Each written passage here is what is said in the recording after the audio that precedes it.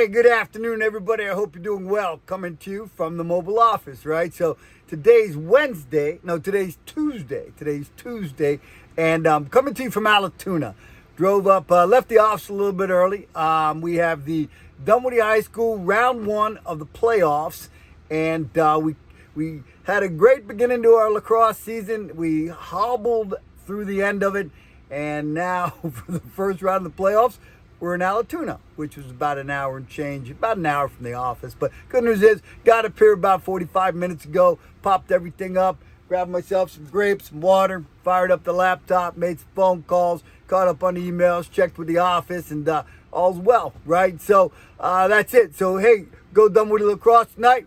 Go number 8, Sam Glick. Let's see if we get to round 2 of the playoffs. Let's beat Alatoona.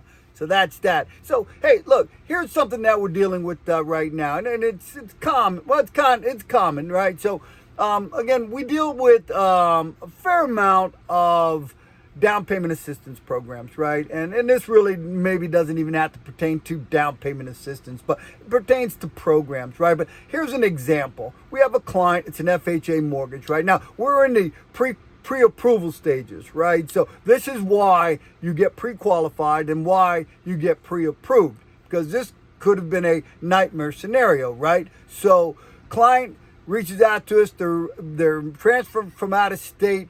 It's going to be with a municipality. So you feel like, hey, I'm coming to a municipality and I should be able to go off of just the employment agreement, right? What I tell people is, hey, if you're going to work for Jeff Glick Inc., it's a good chance we're going to need pay stubs. If you're going to work for a big name, Delta, Coke, a municipality, good thing is you can go off of a solid employment agreement. In this case, there's some contingencies to it, but the FHA guideline and the way New American Funding handles it is, hey, make sure the contingencies are all handled that make the employment agreement great, and we can close and then get a paycheck within, 15, 30, 45 days afterwards, and we're still good. Right? Now, the difference is that if you're looking at down payment assistance, they don't necessarily have the same guidelines or use all of the same guidelines. It's what we call overlays.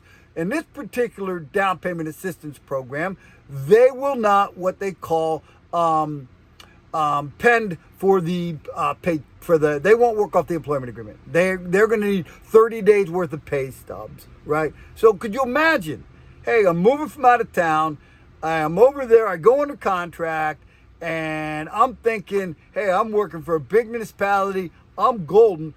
And all of a sudden you find out that you're golden except for not for down payment assistance or not for this particular program, and really for probably any of them. But if you have your own money, you can certainly go FHA. You can go conventional as well. But there's just a scenario where it pays to get pre-qualified. It pays to get pre-approved. Get everything ironed out so when you're ready to make that move, you know exactly what you're going to be looking at, what you're going to need for down payment, what you're going to need potentially for closing costs unless the seller pays some of it, and that type of thing. So anyways, if you have any questions, 404-915-6834, GlickMortgage.com. Have a great afternoon.